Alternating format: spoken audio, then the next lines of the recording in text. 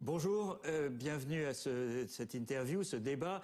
Au début de l'année, on a vu apparaître un nouveau réseau social, Clubhouse. C'était devenu la folie parce qu'il fallait des invitations pour en être membre et c'était réservé initialement aux détenteurs d'iPhone et pas encore d'Android. Et il se passait des choses nouvelles sur Clubhouse parce que Clubhouse était basé sur la voix.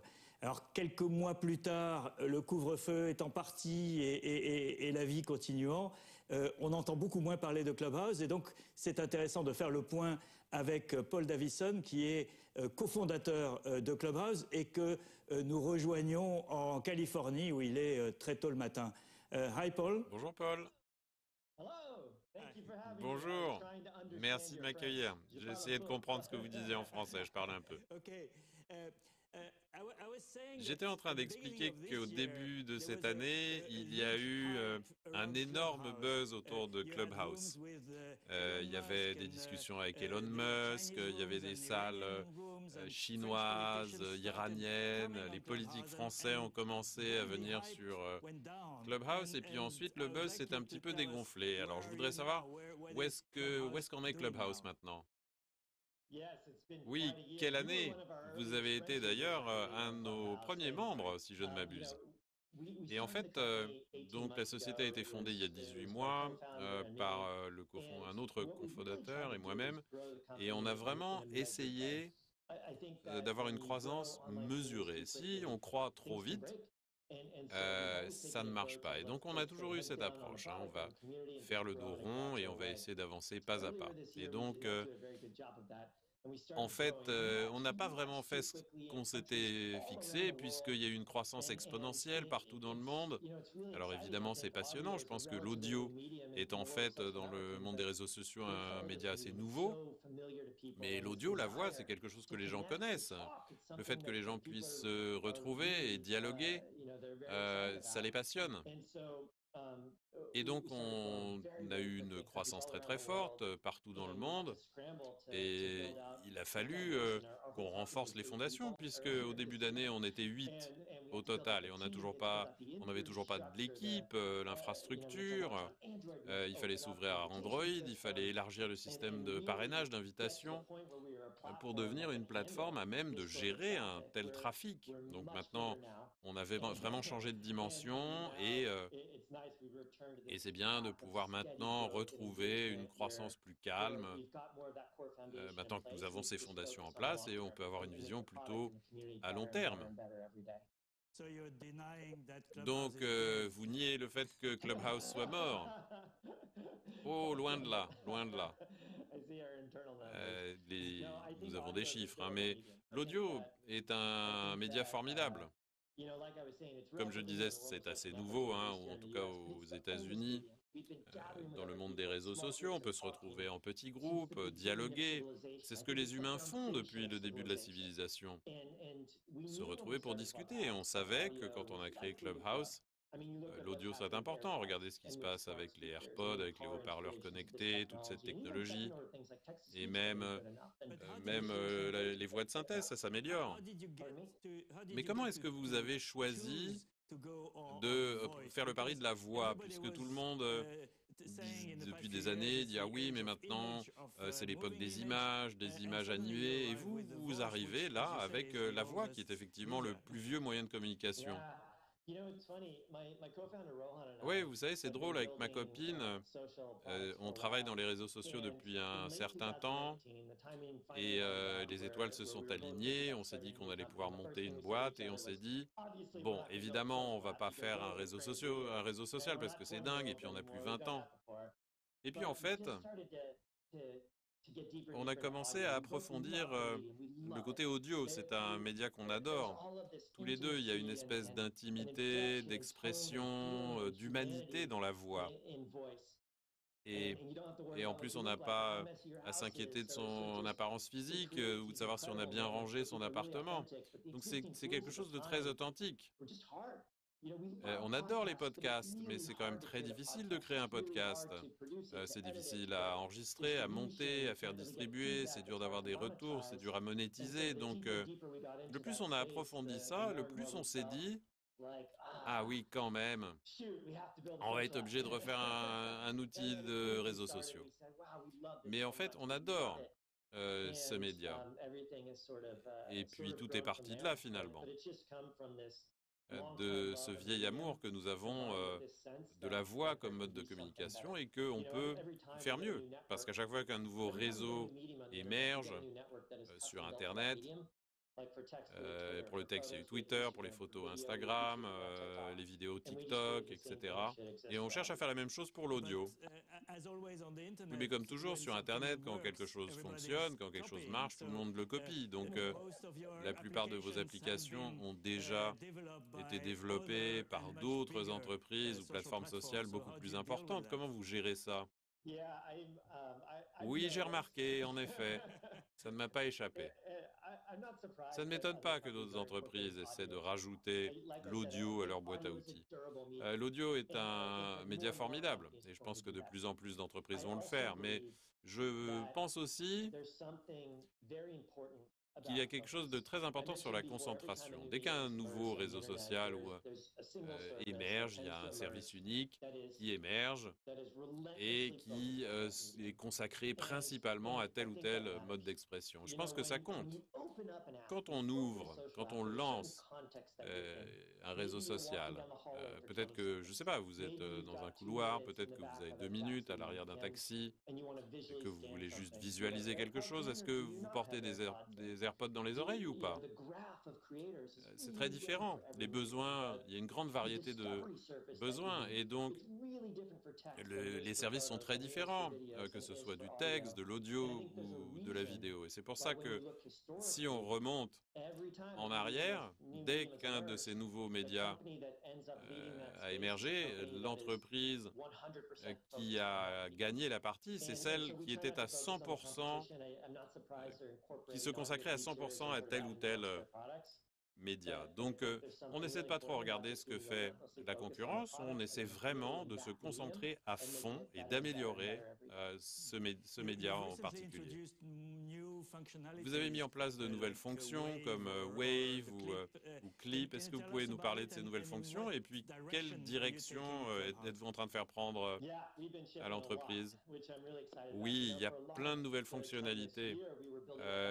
On a consacré notre temps jusqu'ici à avoir une équipe, à essayer de se lancer sur Android, des fonctions de DM, etc., pour accélérer la vitesse du développement. Et puis donc, il y a 2 semaines, on lance une nouvelle fonction qui dit vous pouvez aller chercher vos amis et leur faire signe, leur faire un petit wave comme ça.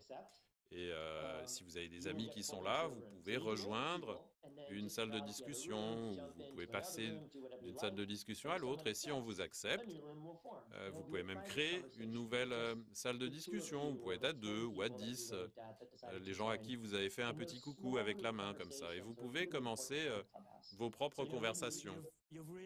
Donc vous avez réinventé le téléphone.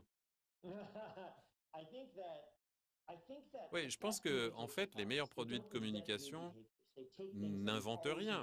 Elles reprennent des systèmes que les gens apprécient, mais facilitent leur utilisation. Et en fait, si vous pensez au téléphone, ils n'ont pas inventé le fait de parler avec des gens.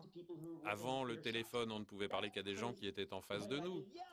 Bon, on pouvait m'entendre maximum à 50 mètres si je hurlais très fort. Maintenant, je peux parler à des gens à Paris, à Londres, à Nairobi, partout dans le monde. Avant la vidéo, moi j'aimais bien regarder les choses, mais je ne voyais que les choses qui étaient à portée de vue. Maintenant, je peux voir des montagnes à l'autre bout du monde, des villes à l'autre bout du monde. La technologie peut prendre ces comportements que les hommes adorent et les faciliter. Donc, avec ce Wave, l'idée, c'était, bon, tous ces gens sont en train de créer ces petites salles de discussion très intimes. 300 000 par jour à un moment. Et c'est passé à 700 000. Et le temps que les gens passent à discuter en ligne, maintenant on a des gens qui passent 70 minutes par jour sur l'application. Donc les gens ont vraiment envie de discuter entre eux. Mais jusqu'à il y a 2 semaines, c'était quand même assez difficile d'entamer une nouvelle conversation. Donc Wave sert à faciliter cela et à faciliter le processus de lancement d'une salle de discussion. Et donc la semaine dernière, il y a aussi eu une fonction euh, pour ceux qui souhaitent élargir leur public ou avoir créer des phénomènes. Donc maintenant, il y a une fonction de recherche universelle où vous pouvez chercher un sujet particulier. Ensuite, il y a quelque chose qui s'appelle Clips, qui est une option qu'on peut allumer ou non et qui permet à toute personne dans la salle à prendre un petit clip des 30 dernières secondes. Donc si c'est un moment incroyable, vous pouvez faire un petit clip et après vous pouvez partager sur Instagram, Facebook, Twitter, avec les copains, par texto. Et ça permet à aider les créateurs à essayer de créer des contenus formidables qu'ils peuvent partager avec un lien. Et les gens peuvent ensuite revenir. Excusez-moi de vous interrompre là. Non, allez-y, je vous en prie. Ça, en fait, c'est un gros changement par rapport au début de Clubhouse, où on nous prévenait toujours qu'il était impossible d'enregistrer quoi que ce soit, à moins que tout le monde n'en soit d'accord. Et comment vous gérez la question de la vie privée, de la confidentialité, et que les gens n'ont pas forcément envie de se retrouver sur tous les réseaux sociaux avec ce qu'ils disent? Oui, notre philosophie a toujours été, bon, le créateur d'abord. On ne veut pas dire évidemment qu'il faut être un grand créateur hein, pour utiliser la plateforme ou être une célébrité, mais si vous créez quelque chose dans cette salle, dans ce room, c'est vous qui avez le pouvoir de décider. Et parfois, le créateur a une intention qui est différente de celle de l'auditeur. Ou moi, vous avez peut-être pas envie que je sois là. Ou moi, j'ai envie de dire quelque chose, mais vous voulez pas que j'intervienne. Et donc, on a décidé que dans toutes les situations, c'est le créateur de la room qui prime. Donc, la politique, c'est qu'on ne peut pas enregistrer des rooms à moins d'avoir l'autorisation expresse de l'ensemble des participants. Mais on l'encourage. Il faut que les gens puissent profiter des choses intéressantes ce que vous dites. Et donc Clips devient une fonctionnalité du produit qui permet aux créateurs de dire OK, moi je veux que les gens partagent ce qui se dit dans cette room. Et donc là, on est prévenu, on dit Clips est activé dans cette conversation. Donc si vous n'êtes pas d'accord, ne parlez pas. Et si vous êtes d'accord, allez-y. Donc tout le processus d'autorisation est là-dedans. Donc tous les créateurs de rooms qui souhaitent avoir un public plus large peuvent le faire. Donc vous respectez toujours la vie privée? Oui, absolument. Et il en va de même avec Replay, qui est une nouvelle fonction qui permet aux créateurs d'une room de dire que il est possible de rediffuser. Donc, cette room, une fois qu'elle est fermée, on peut la réécouter une semaine plus tard. Le créateur peut également télécharger l'ensemble de la conversation, la mettre sur YouTube, la mettre dans un podcast. Et la philosophie, c'est toujours, si vous voulez avoir une petite conversation intime et privée, pas de problème.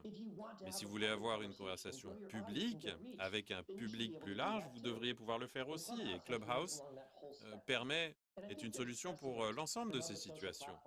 Et les choses peuvent coexister. Instagram, il y a énormément de comptes qui sont privés et les gens veulent simplement s'en servir pour approfondir leur relation avec leurs amis, avec leur famille. Mais il y en a d'autres qui sont publics, qui veulent avoir un public plus large et monétiser leur contenu. Tant qu'on a la maîtrise de l'utilisation de la plateforme, c'est ça qui compte.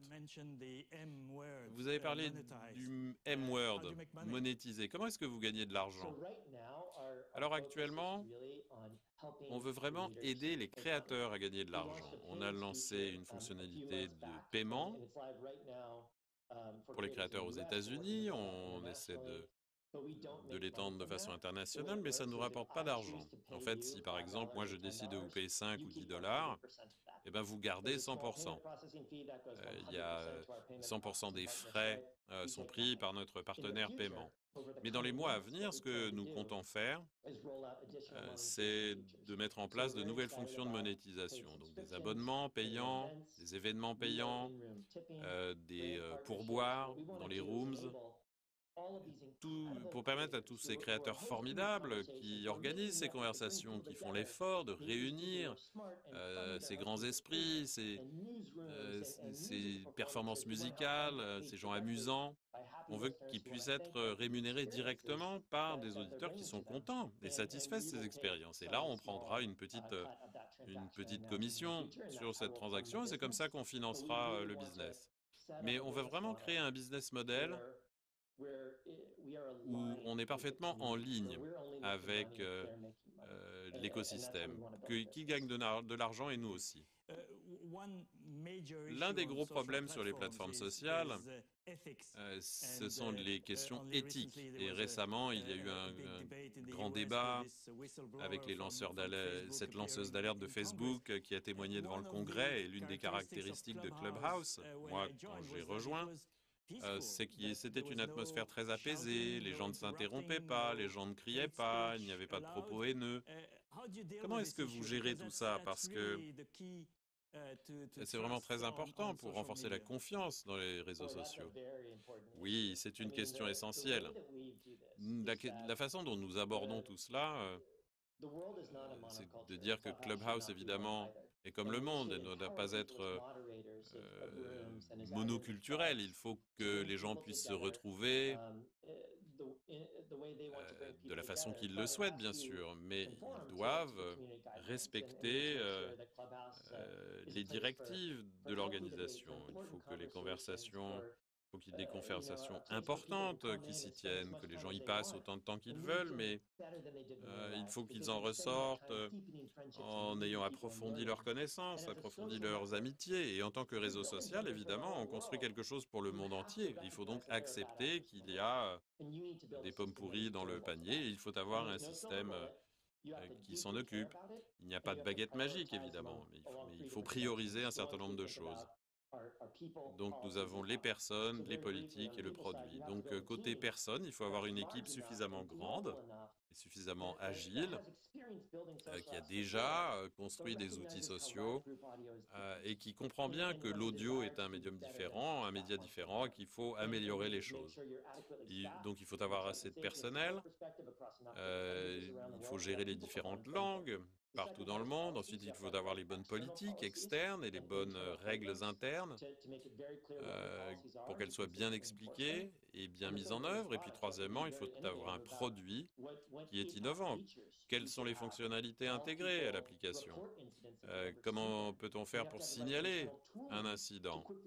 Et il faut avoir les bons outils pour gérer ces incidents rapidement. Donc, il n'y a pas qu'une seule solution. Il faut simplement vraiment s'en inquiéter, s'en préoccuper et s'améliorer encore et toujours.